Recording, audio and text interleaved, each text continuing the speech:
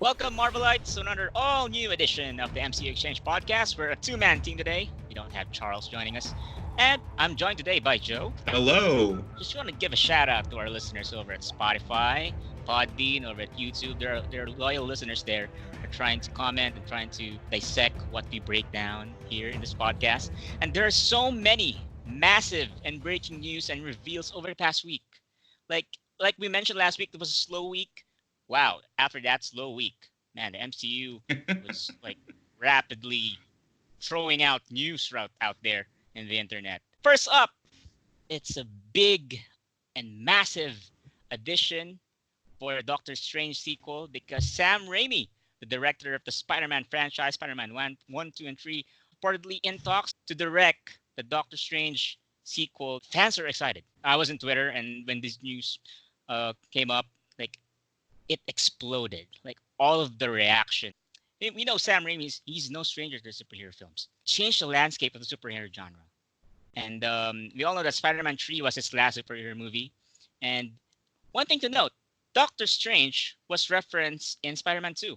Like a throwaway line, right? With Doc Ock. Oh, the name's already Doc taken. Ock. Yeah, the name's already taken. Like, and now it's all coming on full circle.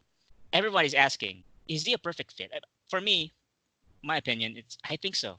I think he is. He knows the superhero genre.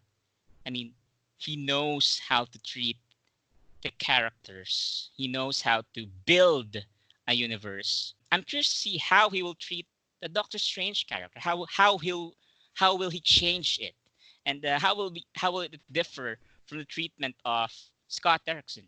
Joe, what do you think? Do you think he's a perfect fit?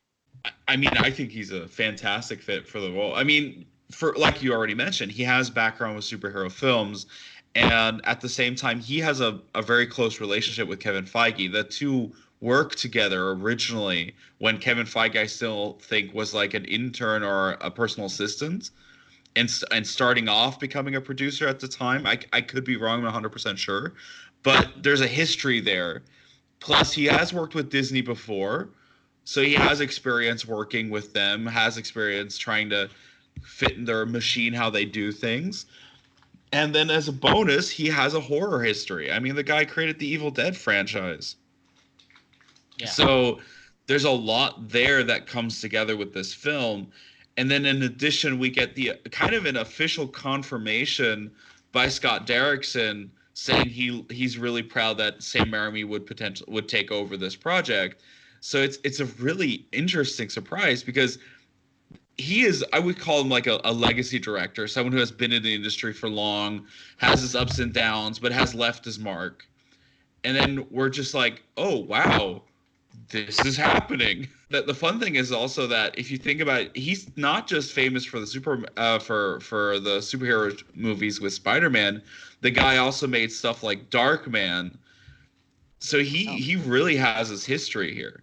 And as of right now, Doctor Strange in the Multiverse of Madness will serve as the first MCU film to address the Disney Plus series, which involves Loki and WandaVision, as of right now. Mm-hmm. But we still don't know if Black Widow will address Falcon the Winter Soldier. That's long been rumored.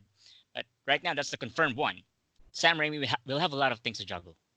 For me, I think he is up for the job in handling these connections and plethora of characters. We already know so many characters, and we talked about it last week. There's so many characters in this movie. He will do a great job, and because number one, his experience in the superhero genre, and number two, his working relationship with Kevin Feige, and as you've mentioned, aside from the superhero genre, he also has experience in the horror franchise, like Evil Dead, and to be honest, if he does something like he did with the Doc Ock scene in Spider-Man 2, that alone would be amazing. Do you think that he will give a nod to that scene, like a throwaway line or even a cameo from that universe, which will make fans crazy when they see it on a big screen? I mean, that's the thing. I mean, I would not be surprised if they had at one point considered kind of pushing Tom Holland's Spider-Man into a Spider-Verse-esque story, because they're kind of they have this contract with Sony at this point where they could do it. I mean, the one character I would love to see is that this is the introduction of Bruce Campbell into the MCU, because he has a very close working relationship with Sam Raimi.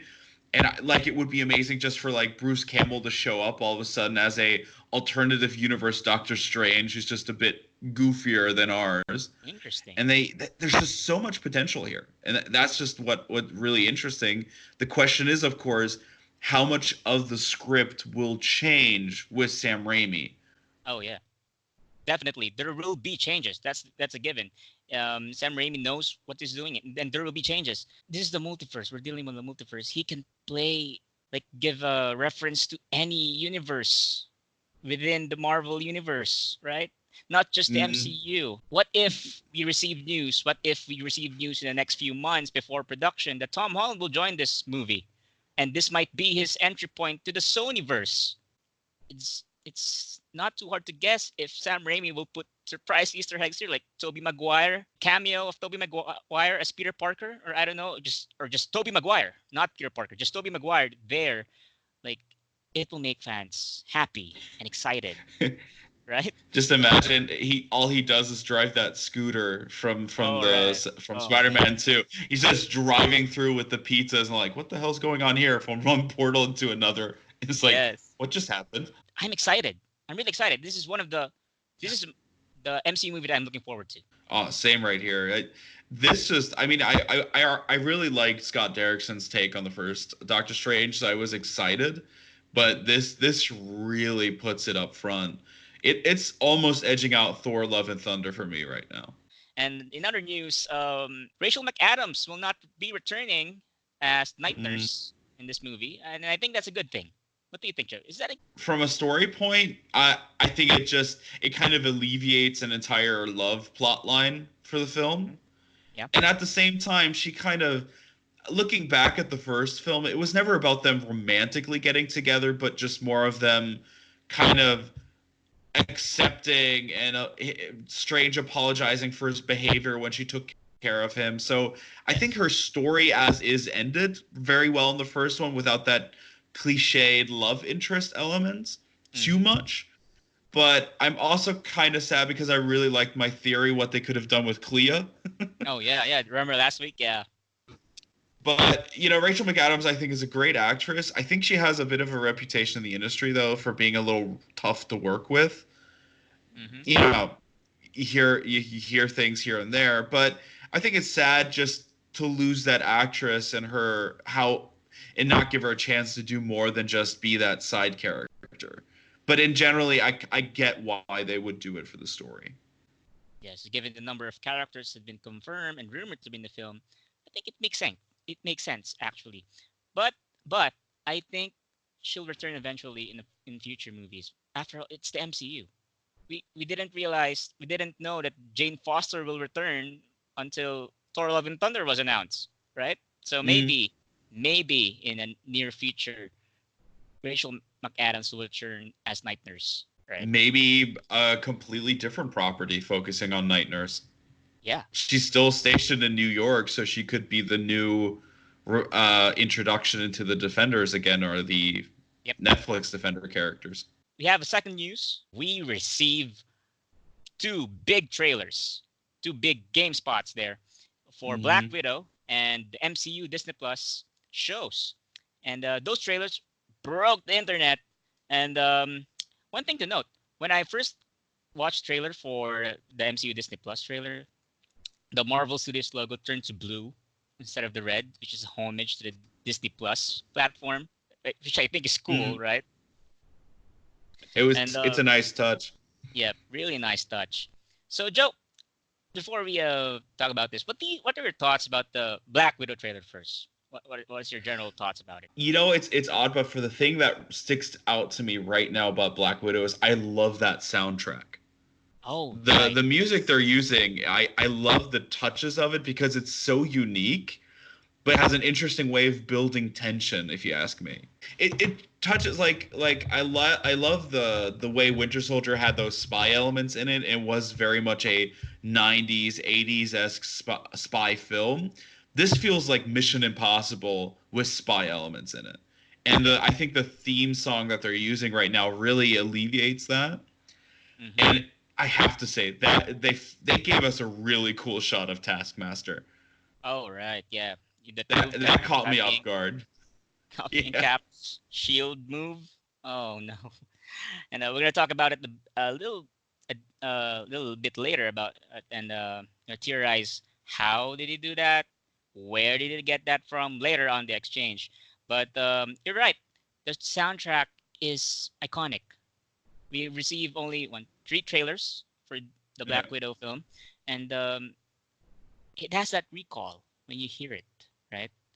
Like And I think it really shows that Marvel Studios has been evolving with every film. Because I yes, remember at a time there were those YouTube videos proclaiming, "Oh, the films have no personality from their colors," and then you have Taika Waititi coming in and just throwing out colors everywhere, and hmm Endgame going for those really muted colors to kind of highlight that it's a war elements in it. And hmm then they complain that, soundtrack, it's not very memorable. And then I think like Thor Ragnarok just went full on synthwave, and then yes, Endgame had so many callbacks from music alone that just hit people.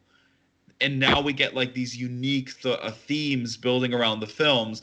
I think we can't forget that all of this started off with a small independent studio and has just been evolving and changing over years. Even with the whole Disney background, this is still Marvel Studios doing what Marvel Studios knows. they are really evolving. And from if you watch the first Iron Man trailer and the Oh yeah. first Avengers trailer, another Winter Soldier, Age of Ultron, Infinity War, Endgame, they know. I mean, they have a knack in doing impressive trailers for their movies. Hmm. When you watch the trailers, you know, like when you watch Endgame, oh my God, it is going to be a redemption story. It's going to be a sad story. Like they're going to get everybody back. When you watch Infinity War, like whoa, this is fast paced. Like everyone is joining, fighting together. And when you watch Black Widow trailer, like, you have that vibe of there's some sort of conspiracy here. Like Yeah. there's something going on behind the scenes, and you need to find out. Plus, you mentioned that it's like a Mission Impossible movie. Yes, it's like a Mission Impossible movie, but you're gonna mix it there with a concept of family, concept of superheroes, concept of conspiracy, like everything. That's So it's it's Fast and Furious too. yes, Fast and Furious too. Like I don't know why, but in the trailers, the one common element on those three trailers that Black Widow has is the concept of family. There's always that term in Mm, those trailers, family. Like she Natasha emphasized the Avengers went to your first family. Red Guardian saying family back together again, and you know that term will revolve around that movie from start to oh finish. yeah, definitely. Yes. And now let's move on to another trailer before we theorize for Black Widow. We're gonna theorize that about Yeah. later in the exchange. But now this trailer, the Disney Plus trailer, everyone was surprised. Everyone was caught off guard. Even me, I was caught off guard that they're gonna show the three shows there in a 30-second trailer, which made a lasting impact to everyone. Right? The expectation is they're just gonna show the Falcon and the Winter Soldier. That's the leak, right? That's the Yeah, leak, the that rumored leak. and we didn't even know that until like a day or two before. Yes. So we thought, they're not going to do a Disney Plus trailer. Yep. And the one surprising thing is that Loki isn't even in production yet, and they managed to shoot a footage like that menacing footage, and then imagine they Loki's not even in production, and then they managed to shoot that menacing footage in pre-production, and fans are already hyped. How about a full-on trailer, and fans will go crazy, will go bonkers crazy if they show Loki in full scale, right? it's insane. Like the way they cut that trailer too was a really good touch to kind of highlight what's coming our way, because Mm-hmm. they showed some extremely cinematic moments. And I think Yes. that was something they really wanted to highlight, that this isn't your average TV show. This is film on Disney Plus, just more of it. And they really sold it with some beautiful shots. And then at the same time, they throw in those crazy things like WandaVision in her comic oriented Halloween costume, Yes. Loki with that shirt that pretty much says more than anything we expected, Yes. and then That was just surprising. a few shots. It's a little early because we're going to talk about the exchange, but that was a really damn good surprise. Really good. And several theories have been confirmed already, and we dive down into it later. Before we're so excited. So we're gonna move on to the next news before we dive down to that to those trailers. Next news, and there are several more Disney Plus shows coming, as confirmed by Disney CEO Bob Iger. And Joe, what do you think of these new shows aside from the already announced one? Like when you count it, there are Miss Marvel, She-Hulk. There's there like Moon Knight. What do you think are the other shows? What if? And What If? Yes. So we have in total 10 shows, and we know about 8 of them. Yes. So that means There's 2 more. shows have. Yeah, and that's already crazy, because alone the fact that 10 shows are in some form of production, Yes. that is insane, considering they're still doing films. And Marvel Studios, as far as we know they swallowed up pretty much Marvel TV, but to keep that quality going, which they kind of proved in the trailers, that's insane to me. And you really have to respect the work they're putting in here. I think that the one thing they were always good as, they are spacing out the productions in a way so that they still have everything released. But I really think that one of them could be a Thunderbolt show. I don't know, something like a gut feeling. It's been rumored forever. I doubt they'll do a film if they're introducing a lot of characters on the Disney Plus show, in the films. And it's a kind of a group you want to give more time to, because we don't know if they're going to do like Thunderbolts with a redemption arc. Is it going to be Thunderbolts pure evil? So they can play around a bit more in that format. Plus, if Daniel Brühl, who's a German actor who's very famous over here, is up for doing a TV show, that says a lot, because he went to film.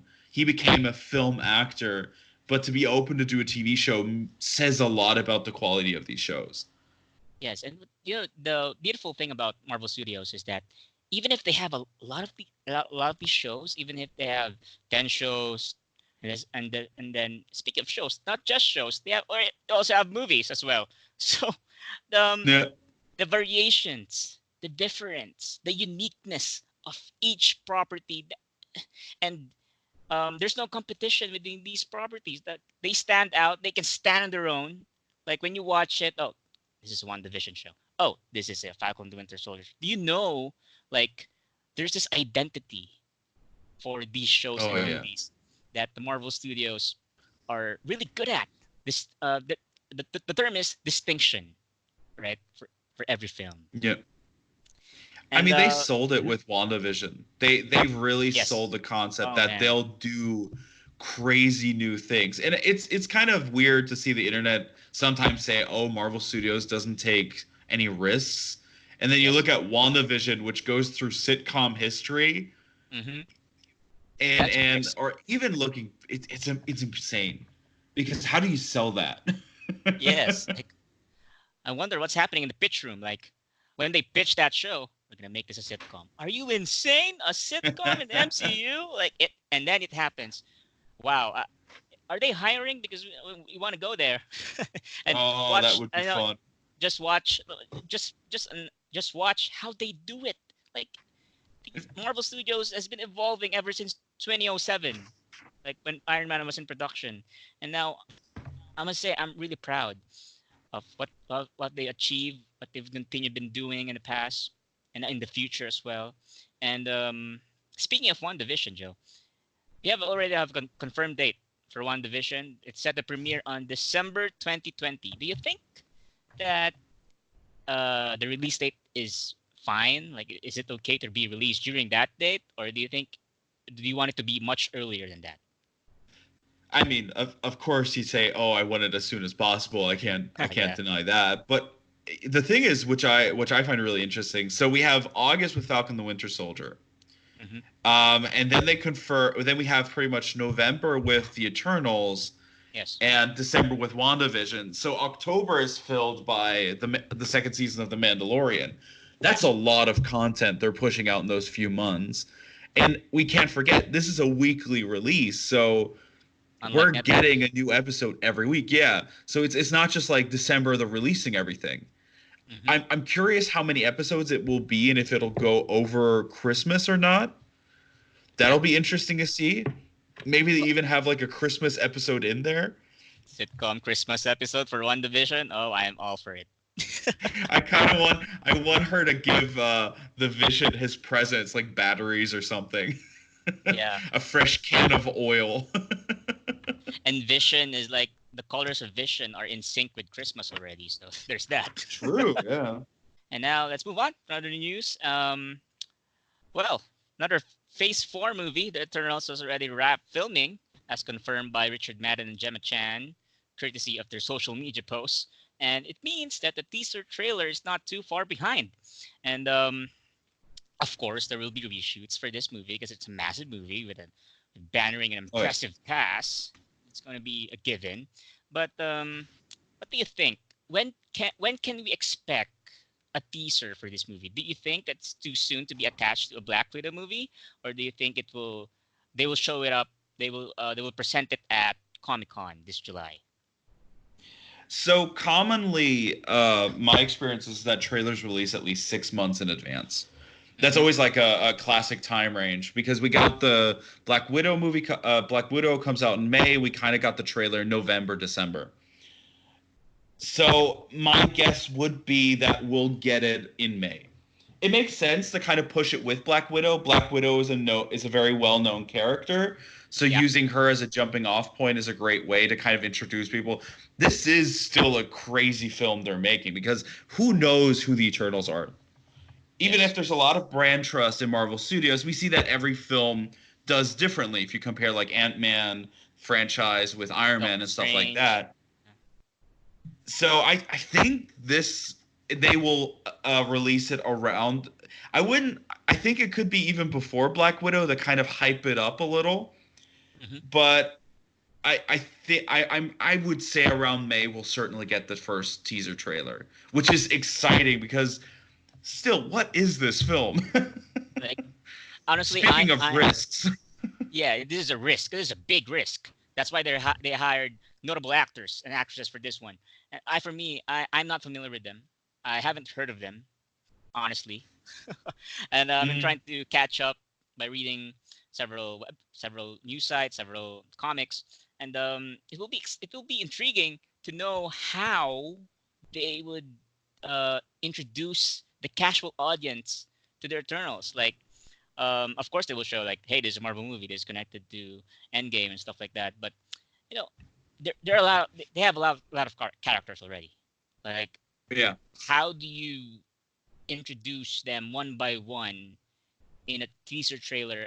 I'm not sure if they will in a teaser trailer, but I'm pretty sure that the teaser trailer will like be a montage of shots showing Angelina Jolie, Kit Harington, Gemma Chan, establishing the lore, establishing the characters, but not that much.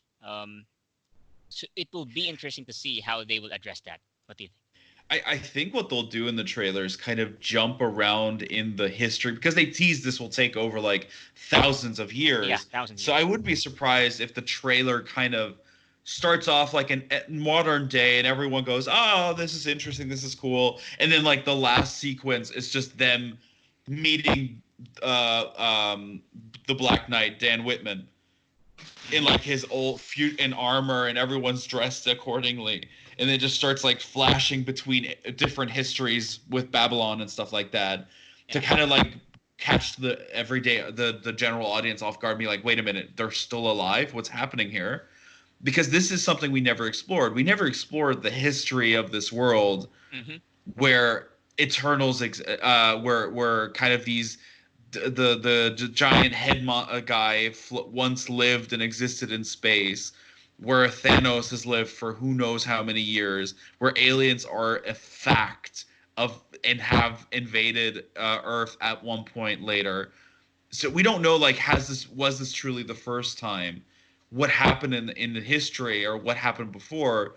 So this really opens up the floodgates for many different stories to tell throughout history.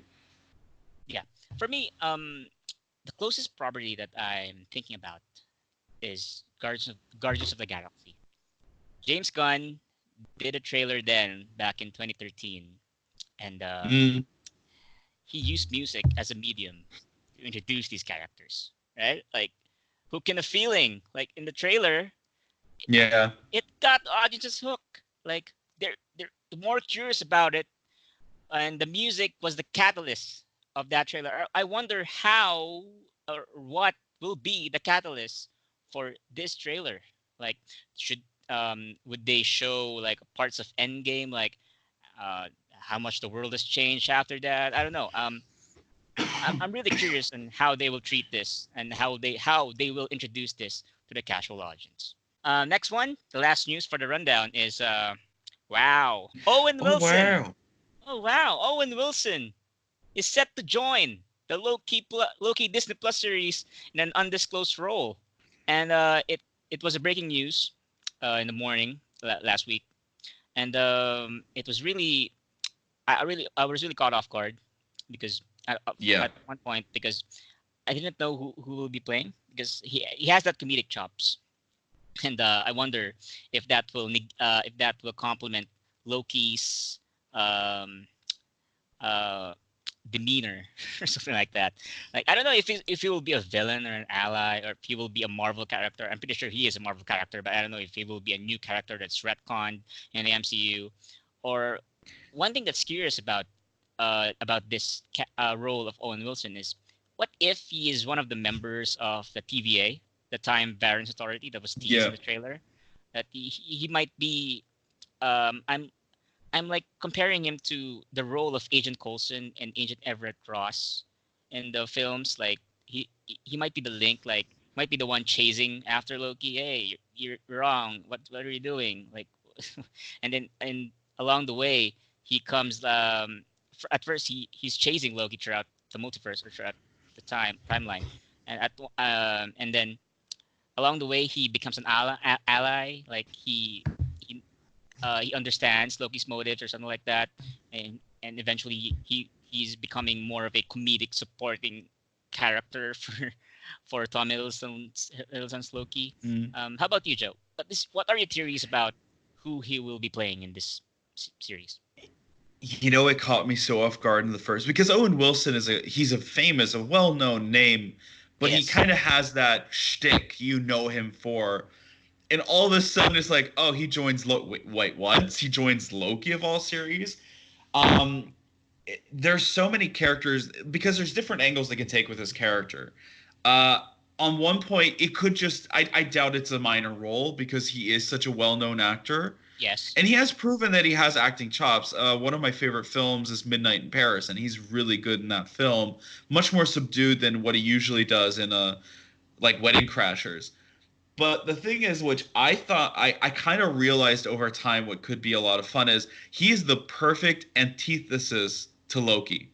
Yes, I agree. Because Loki's a very serious, kind of a serious, like the joke is always that everyone treats him in a way that his over the top seriousness just seems off for some reason. Like when he just sits there and goes, surprise, and just gets hit on the head. It's it just imagine that kind of like that version evil again, stuck with Owen Wilson. I'm just kind of imagining like kind of what you're saying, like he becomes an ally, or just even Yeah. crazier, he's the only reason Loki can kind of escape through time travel. So Mhm. they're kind of stuck with each other. Yes. And he just has to listen to this guy who's the complete opposite of himself and just slowly go insane throughout the film Yes. series. And it will be interesting to see the chemistry between the two characters, right? Like how Oh will it yeah. be developed? How will it start? How will it end? I don't like it to end, but it's the MCU. And, I think. And speaking of, if Owen Wilson, this is his first role in the MCU for the Disney Plus series, and eventually he will jump off to the movies. It's already a given. He's a major actor.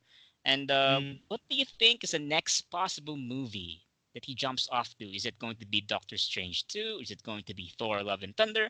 Or is it going to be another Phase 4 movie? At first I thought, Doctor Strange is the classic route to go because this is still a multiverse story. Yes. Um, which will also be interesting how they kind of ease the audience into the fact that yes, this is Loki from 2012. Hmm. And the question is like, where would he fit? I wouldn't be surprised because there were rumors of Loki getting a second season already. Yes. that the story he leads in, he might have a cameo in Doctor Strange, but I think they're leading into something else, because I personally really want Thor 4, Thor Love and Thunder to focus on the characters it has. And I think the story between Thor and Loki kind of reached its peak in Infinity War. I agree. Except if they kind of play around with Thor sees Loki just popping up and thinks it's a nightmare. Just he's actually there. It's like a tie-in to the show. He just shows up and it's like, I should stop drinking. Oh, That I yeah. could see happening, but I don't want him to have a larger role in those films, because I think Loki is a character that works on his own and should Yes, kind I of agree. explore his own world. But we still don't know what happens in Phase 5. And right Yeah. now, with the Time Variance team now being introduced pretty much, I'm seeing Kang as a villain down the road more and Oh, yeah. more. So I think that might play a role in also Loki's story, Hmm. because we're getting. Well, I don't want to jump too high because we have the exchange then to Sure, discuss sure. some Okay. things. But I think there's a lot of potential going into that direction. I agree. And since we're talking about the exchange, let's move on to the exchange so that we don't have any more restrictions here. And we've just finished the rundown. That's the top 5 news of the week for the MCU. And now let's move on to the exchange. Change a little bit of the format here. As you've known that we recently say yay or nay after each argument, but we're just only two here. So we're just gonna dissect, gonna break it down, the theories around the Black Widow Super Bowl trailer, as well as the MCU Disney Plus trailer. Let's start off first with the Black Widow trailer, the Super Bowl trailer. Mm-hmm. What's up with Taskmaster copying those moves? And it's been rampant speculation around the internet. How did he do that? Like, is he um did he fight? Did he fought the Avengers back then, or did he just observe from afar? I don't know. I mean, for me, I think he did. I think he did fought. There's this running Mm. theory that I read about the tweet on Twitter, and I saw that when he used that move, like when he kicks the shield and it went up to him, it's a similar Mm. move to what Steve did in Winter Soldier in the Yeah. elevator. And what if it's crazy? What if he is one of those guys there that Steve beat up? Oh, What if yeah. we go back to a flashback in Winter Soldier, and then in that elevator scene, from the Taskmaster perspective, Taskmaster point of view, when he is laying down on the ground and he's seeing Steve does that, that makes him like that's what his starting point. Like, oh, Mm. he's good.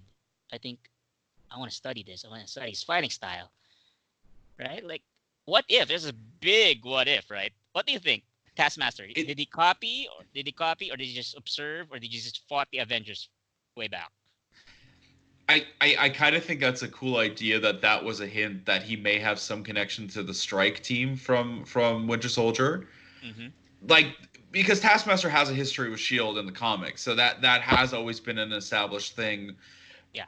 Depending on which variation you're talking about, but what I find really exciting, because in the comics as well, he has. I think he also learned techniques just by watching videos of people, Mm-hmm.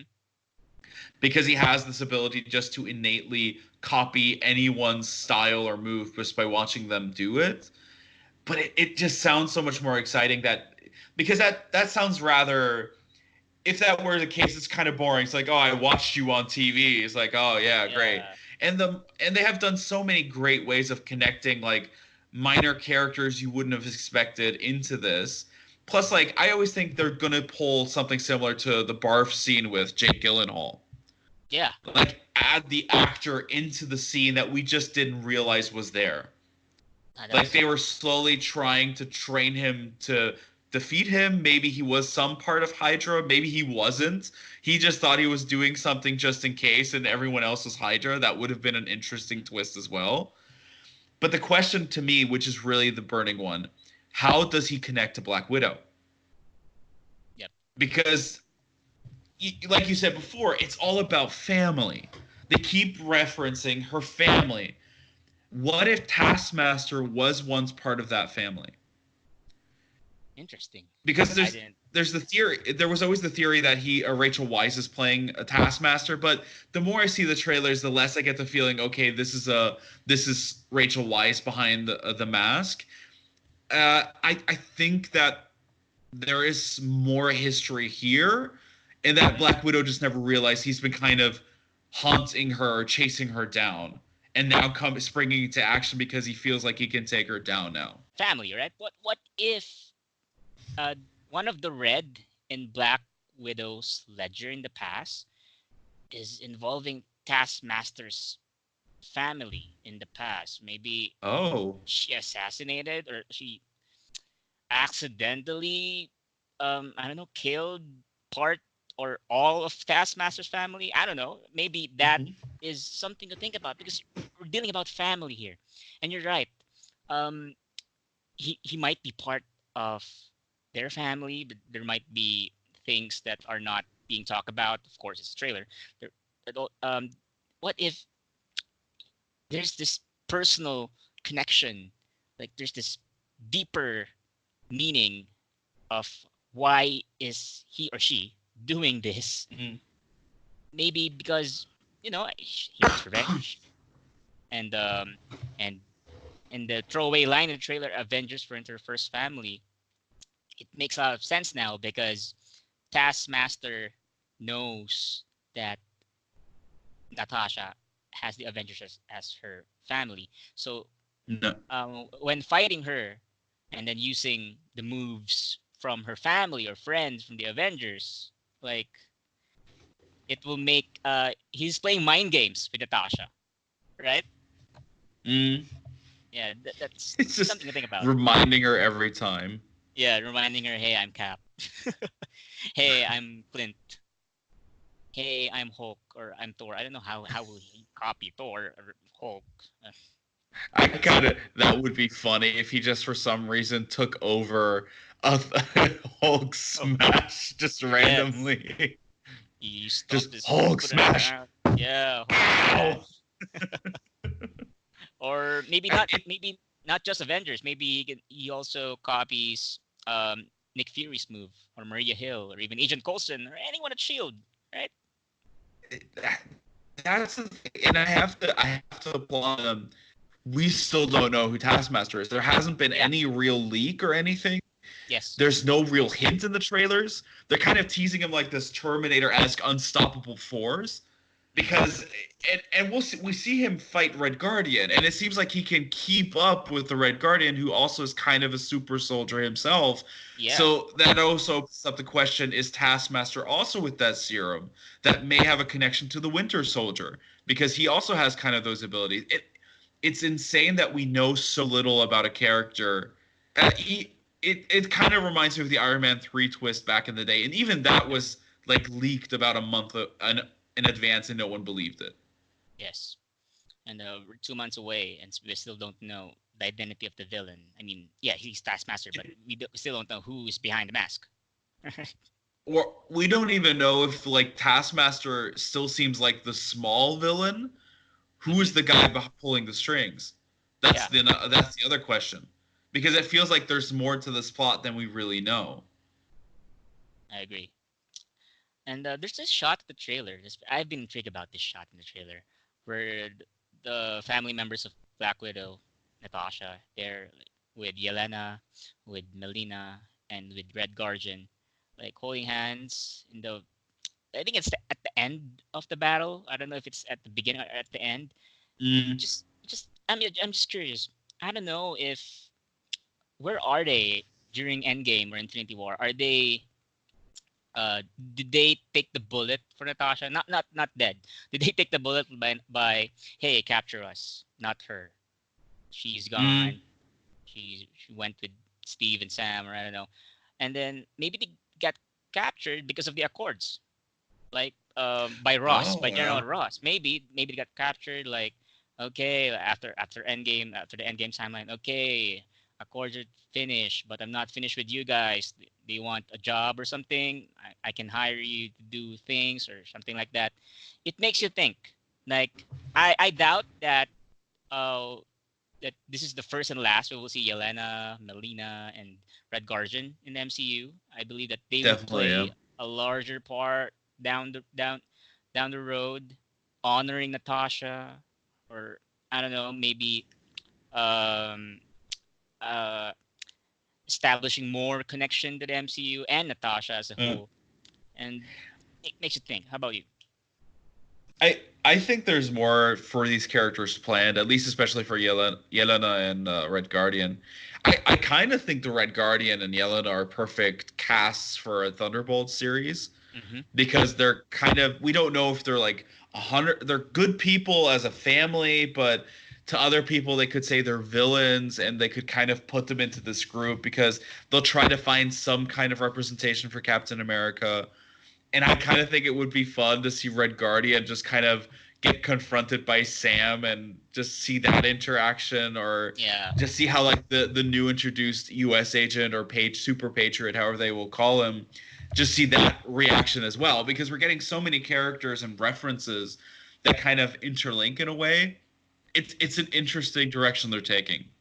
And I really hope they do more with these characters. The hand holding, that caught me off guard. I also Yes. thought it would be like a, farewell, or we're here for you, kind of like a family moment. I thought it was also like they find each other again for the first time after missing the whole hands. It would be a sad film to kind of see the ending of, Black Widow having to run away because Ross is on her tail and everyone else trying to taking the fall for her. I have no idea how they're going to end this film, because we know what happens to Black Widow. We know what happens to her after this story, Yes. but we don't know if, like, oh, will she see Falcon, or will Captain America have a cameo? We know so little. And it be like, if the rumors are true that we get a cameo from Tony Stark from a deleted scene, Mm-hmm. how interesting is it just the film starts with, her seeing Tony and it ending with her seeing Steve? That would be Like, amazing. how that would be a full circle, like a final epilogue send off to three characters that technically their roles have ended in this franchise. I love that, Joe. I love that theory. Like, seeing Tony at the first scene or first few moments, and then seeing Steve at the last few moments, it all comes full circle. Closing, I know it's Phase 4, but closing the arc. I mean, not the arc, the Infinity Saga chapters for all of these characters coming full circle. Because Definitely. after all, this is a prequel. Like, this is not set after Endgame. Well, some of it maybe, maybe the post credit scene. Mm. Um, it comes makes you think. And I, go. I'm still wondering. The one thing that's still open is, how does this introduce us to Phase 4? Yes. Because it's crazy. It's a prequel story that's supposed to tease the future of the MCU. Yeah. So that's going to be really interesting how they do that. Well, I trust Marvel Studios and how they will do that. Like, at the start of Phase 3, Captain America: Civil War, um, they established. I mean, the relationship between Iron Man and Cap was the main focus of that whole Phase 3, and Mm. I think for here, as we're talking about villains, I think that these that this will be the seeds that will be planted, like villains taking the stage, villains recruiting one another, right? Mm. Makes I really think we're going that way, yeah. Yeah. Because the heroes, the longtime heroes, are kind of gone at this point, Mm-hmm. And the but current heroes trying to many of their find their villains are still footing. here. Yeah. And it'd be interesting. It kind of puts the new generation of Avengers at a disadvantage that could just really make this a fun development. and I wonder if the next Avengers film will be a team versus team fight. Thunderbolts versus Avengers. Mhm. Anyone? And the thing is, And now let's move Ross on getting the to shield, the Disney it Plus fits trailers. to him kind of having a So much larger to role unpack now in for a the 31 series, second trailer. because we're seeing him I in counted, Black it's 31, Widow. not 30. He probably this is one of my favorite theories. First off, Is that the only reason the Thunderbolts Sam is exist is training because that's how with Ross called them, Cap Shield. as Thunderbolt Like, he's Ross, trying to get which used to would it. be such a great And tie-in. Yes. So they The can interesting do part is quite a lot it with will be this, and taken I'm away from curious, him. like if How? when they How grab will they do the that? shield from Sam, How do like they if Sam either tries to get away it from back, him? Is it or I forcibly, can kind or of see like it's Winter like, Soldier Sam, being the character to show up, there's this slap him in I'm the not face, worthy and say, moment for "Come Sam. on, that's your Okay, you shield, can that's take it." Cap's shield, And then let's get it Bucky back." comes along. Hey, why did you give that shield to them? And Cap gave it to you for I a think the purpose. series will And not you just even revolve mentioned that you do around your best. What are Sam you and doing right Bucky. now? Like It will maybe there's an revolve argument around there. Cap Shield. Like, It will oh be yeah, and passed then realize around that I from I Sam, I'm Captain even America. He Bucky trusted maybe, me with the or shield, and the not US just the agent. shield, the It symbol will be a of fight being Captain America, a symbol of who hope, who a owns the symbol shield of between, of course, the eventually Sam and righteousness. John Walker down the And line. it will be interesting. That to would be a see cool like Sam's climax. journey It's just as well it's as not really a Bucky fight, here but more of in the a series. them chasing after the shield.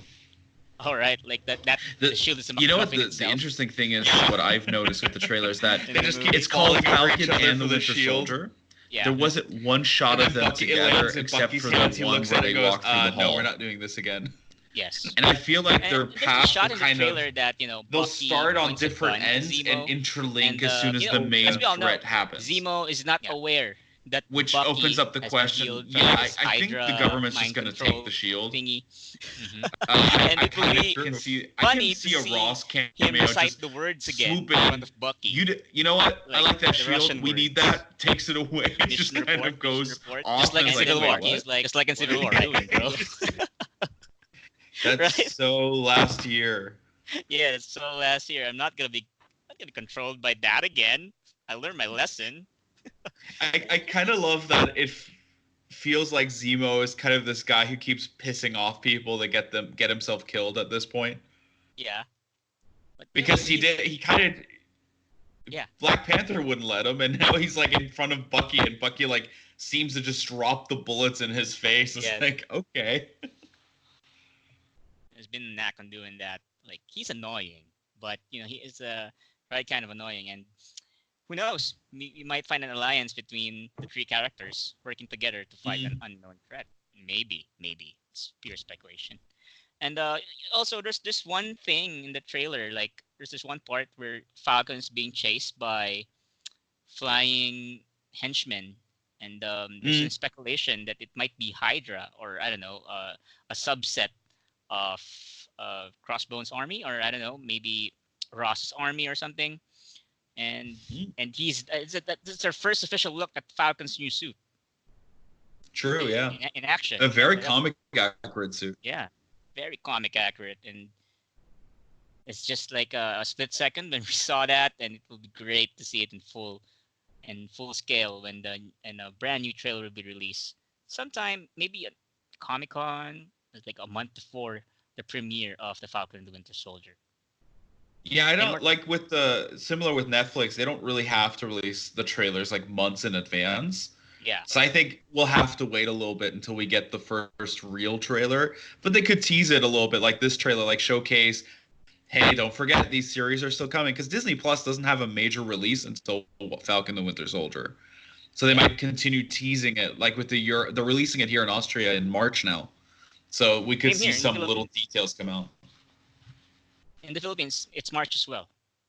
Oh. And yeah, and that's interesting because they're waiting for the Marvel shows to premiere, and by the time Falcon and the Winter Soldier premieres, I think that Disney Plus has been released worldwide, right? Yeah. For every Marvel fan to watch this amazing series. And now let's move on to another bonkers, crazy show. The most exciting show for me in the Disney Plus platform for the MCU, Wonder Vision. Man, this got me off guard. It's been confirmed that there will be twins, that some sort of twins will be there. Crazy, right? Crazy. I don't know how will they grow up, or it will be rapidly shown or something. It is confirmed that it will be a sitcom. it was just amazing. It's really amazing the treatment of those. It's not just one, not just one treatment of sitcom. It will be generations of sitcoms. The treatment of it and showing different. The interesting part is they're going to show different parts. I mean, different aspects of characterization of Wanda and Vision. Crazy. Crazy, so much crazy.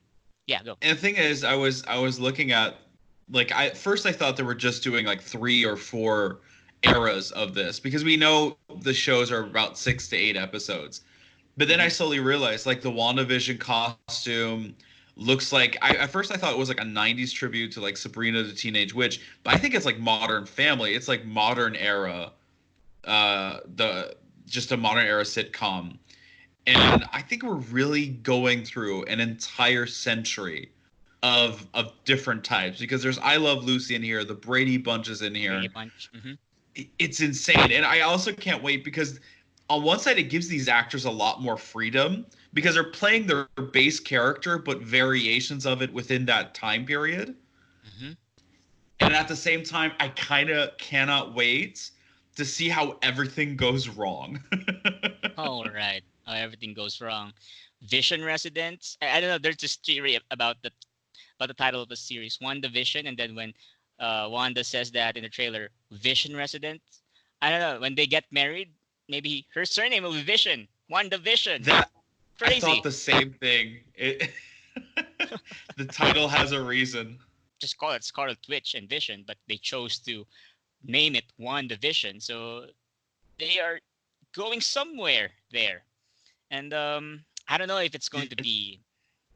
Of course, it will be an altered reality. I can see this really going either completely insane with, this is her just in her grief trying to bring him back. Like they were hinting at, she feels him somewhere out there in the world at the end of Endgame.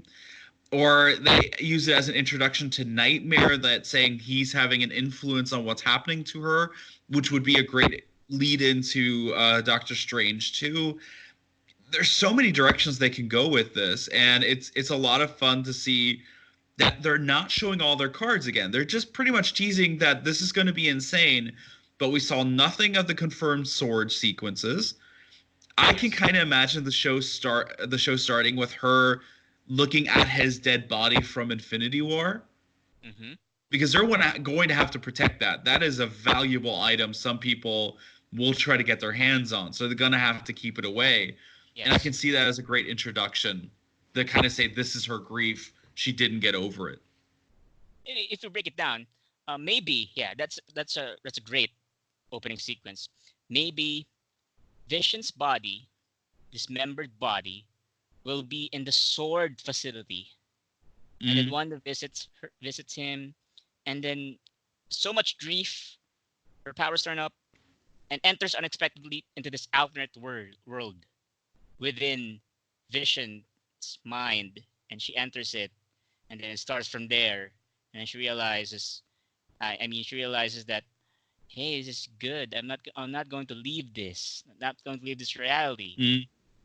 Right? It's either Wanda's mind or Vision's mind, or a combined nature of both. A WandaVision. Yeah, a WandaVision mind. And there's also this theory that, with the rumored villain being Nightmare in this series, there's also this theory that maybe it's the multiverse. Like during the grief, Wanda opens up a portal, or I don't know, someone opens up a portal in the multiverse and then enters in this changing world, changing Earth, that there's an alive Vision with clothes, and then it all went downhill from there. It's insane. It's really such a weird out there concept that it's really fun to speculate what they're gonna do, because you can also say, will they bring back Pietro? Will they bring back Quicksilver? What do the other actors? Will they also be in this universe, or is it just the two of them? Because they really didn't show any other character but Wanda and Vision, which fitting for the title, but also opens up a floodgate of questions, because in a way, we know so much about what happened behind the scenes with the scenes from Sword, That the question is, how does all of this tie together? As we all know, sitcoms love guest stars, right? Maybe Oh you can yeah. see possibly established characters in the MCU guesting there, but they're living in the moment between Wanda and Vision, but Mm. in reality, they're like, Wanda, wake up, Wanda. What are you doing? Right? This will be And interesting to then see. like Owen Wilson and Loki accidentally drop by, like, oh Oh wow, right, what's yeah. going on in here? Oh, they have Thanksgiving dinner. Oh, they have Christmas dinner. Oh, let's eat. Loki's like, let's get going. What are you doing? They have dinner. No, no, what are you doing? There's that interaction. There's endless possibilities, and I'm really excited on how Marvel will pull this off. Mm-hmm. And now let's move on to the last Disney show. Speaking of Loki, we have entered it now. Time travel, multiverse, combination of both. Time variance authority is going to debut here. It's already a given. And in the comics, they're just this faceless police, multiverse police, and I don't believe they're going to be faceless here. They're going to make some noise. They're going to uh, chase Loki. Well, I don't know how, but it's going to be interesting to see the how of it rather than the why of it. Because rather than the why of it, Yeah. just gonna break down the how. Will it be? Do they have like a quant? Do they have what kind of device do they have? Just like the quantum device at Endgame? No, I don't think so. Oh They yeah. don't have an access to an Infinity Stone, but maybe they have their own kind of. After all, they're the multiverse police, so they must have their own kind of device that could chase Loki down, that could make Loki caught off guard. Like, who are these people? Like, you will ask himself, who are these people? And then starting to realize, oh, they're chasing me. Okay, you, you're dealing with the wrong person here. I'm not no one to mess with, right? So, what do you think? My theory is, so the time variants, they could be either an entire organization out of time and like a pocket dimension that's kind of independent from it. Mm-hmm. My theory is that it doesn't seem coincidental that they're introducing Sword at this point. Yeah. So what if the time variance is a future version of Sword? Because if you look at it, Tony Stark pretty much invented time travel. Yes. We have dimensional travel through Doctor Strange. So it wouldn't be that far left if this is just something that kind of combines, because they always talk that magic is just science we haven't understood yet. Mm-hmm. So what if the time variance is from the future where they have understood that and kind of took over the position of we have to protect, because we saw what happened back in Doctor Strange's horror of the multiverse story. So like they take those experience, and that's why Sword turns into this time variance, and they accidentally kind of, because they knew that they screwed up back in Avengers Endgame, they tried to go back to capture Loki. Mm-hmm. But by capturing Loki and bringing him to this prison, they kind of give him the possibility to time travel and travel through the multiverse. So it's not even like he has the ability through an Infinity Stone. He just ends up doing it because the time variants meddled where they shouldn't have meddled. Yes. Or he just wants to annoy them. Maybe. Yeah. I don't know. There are so many things to unpack for a 30-second trailer. Imagine if they release a full-on sizzle reel of these man. plus shows. Oh man, we're gonna talk about for 3 hours. Just talking about those.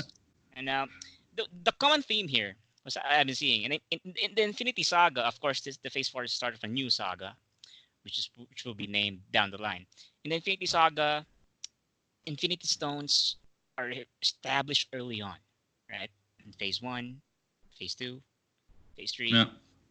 And I think the common theme between these shows, aside from Black Widow, because we know that it's a more personal movie, the common theme is they have the seeds are being planted for a multiversal crossover down the line. Like it really feels like it. Yeah, much like the Infinity Stones in Infinity Saga, and one worth noting is that what if the biggest crossover after Endgame it's really hard to top Endgame. Yeah. And what if the next crossover is Secret War, right? Mm. Like the multiverse is there, multiverse collapsing, like their own version of Crisis on Infinite Earths, like, and there's a chance we're dealing with a multiverse. The only way to top Endgame, bring back Robert Downey Jr. as Iron Man on an alternate universe. Bring back Captain America. Bring back Steve Rogers in an alternate universe. Bring back Black Widow in an alternate universe. And then imagine this. I'm just imagining things as a passionate MCU fan. In the final battle, in the Secret War crossover someday, all heroes lost. Like, this is their own version of Portal scene in the end game when there's only one portal that's showing, and then Cap, Iron Man, and Black Widow shows up, and other deceased characters down the line. Imagine that. That would definitely top Endgame. That would make that reaction to the cinema, like, they're gonna cheer. Oh, Robert Downey Jr. is back, even though he's been saying for the last 10 years, oh, I'm not going back. And then he comes back for this massive crossover, right? Even Steve Rogers, even Chris Evans, crazy, right? You know, and they could even, like, I can imagine them going one step further. And how about seeing the actors that almost had those roles as alternate dimension versions of them? Tom Cruise as Iron Man, John Krasinski as Captain America. Oh my God, Emily Blunt as Black Widow. Oh no, that would be insane. Really insane. And the Fox X-Men return, like, connects that as well. Tobey Maguire's Spider-Man. You can do anything with it. And for me, I still believe, I'm firmly a believer that Kang is going to be the main villain. That was something I was talking about before, is because with the time variants, we're getting more into this time travel, multidimensional. And to be honest, who is more powerful than Thanos, who pretty much could snap his finger and do anything, is a man who knows what will happen.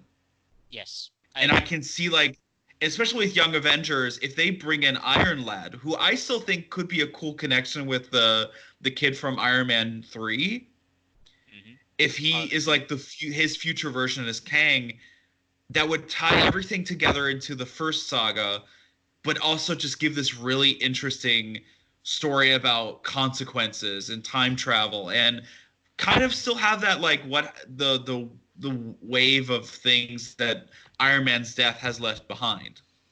The more we find out, the more exciting it gets, because this feels like a whole new era, and they're really embracing the fact that they can also throw in new characters, details we never would have expected, and they're going full comics now, and I think that's amazing.